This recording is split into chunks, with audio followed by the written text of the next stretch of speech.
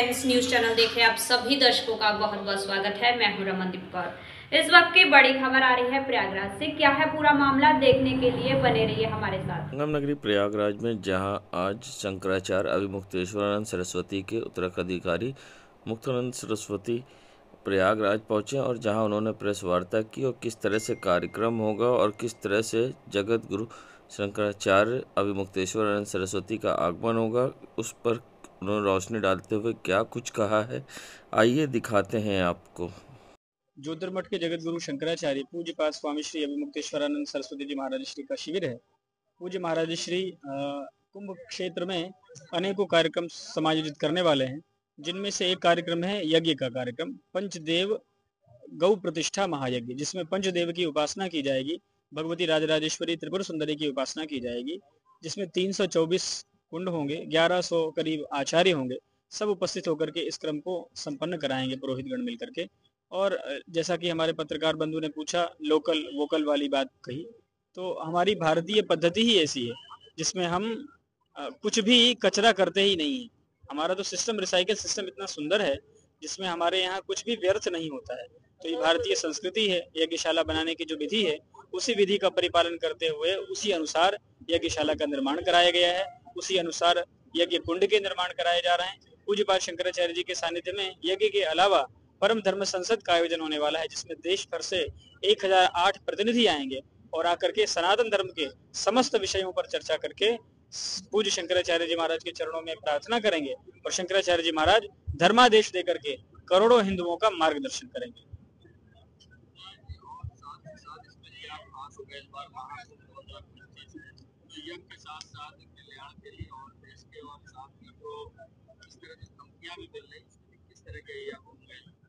नहीं, देखिए, किसी के धमकी का कोई असर तो नहीं है, क्योंकि हमारे यहाँ पे जो सुरक्षा कर रहे हैं, जो प्रदेश को संभाल रहे हैं, हम लोग ये मानते हैं कि योगी जी हैं, तो इस तरह की कोई बात सामने नहीं आएगी। वो निश्चित रूप से सभी का ध्यान रखेंगे।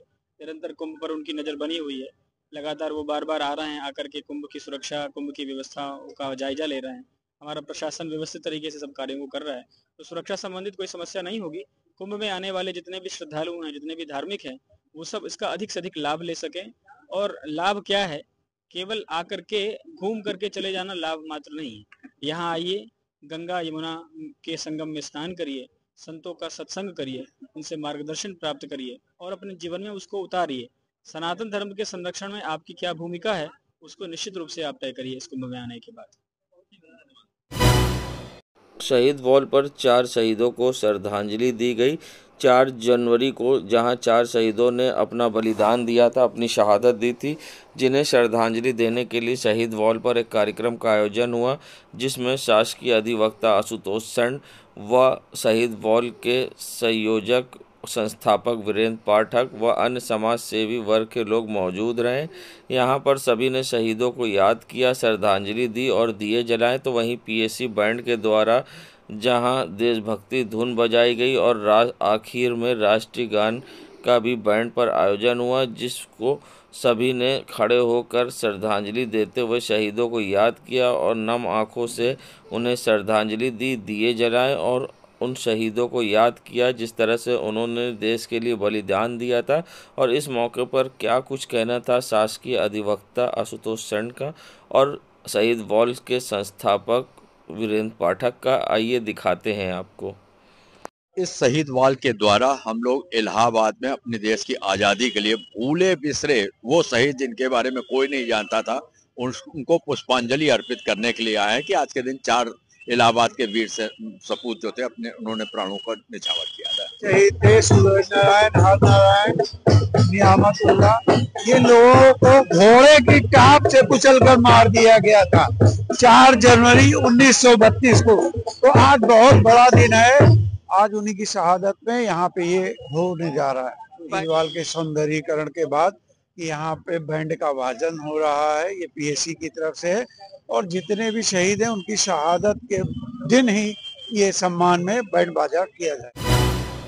यूपी डीजीपी ने जहां महाकुंभ अस्थाई एसएसपी ऑफिस का फीता काटकर उद्घाटन किया तो एसएसपी महाकुंभ ने यूपी डीजीपी को बुके देकर स्वागत किया।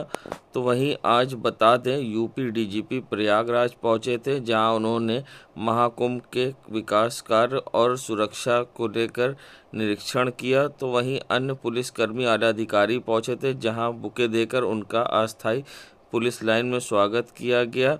और सबसे बड़ी बात है कि सुरक्षा के दृष्टिगत डीजीपी यूपी ने सभी कार्यों का निरीक्षण किया है, क्योंकि महाकुंभ में स्नान पर्व करीब है। उससे पहले उन्होंने प्रयागराज महाकुंभ मेले का निरीक्षण किया और साथ ही उन्होंने जल पुलिस व अन्य पुलिस के साथ बैठक भी की और बैठक करने के बाद सुरक्षा के सभी इंतजामों का जायज़ा लिया। व साथ ही वे संगम नोच भी पहुंचे थे, जहां पर संगम नोच पहुंचकर उन्होंने वीआईपी सुरक्षा और अन्य स्नान की व्यवस्था का भी जायज़ा लिया और साथ ही अधिकारियों को आवश्यक दिशा निर्देश दिए और निरीक्षण के बाद वे लखनऊ के लिए रवाना हो गए।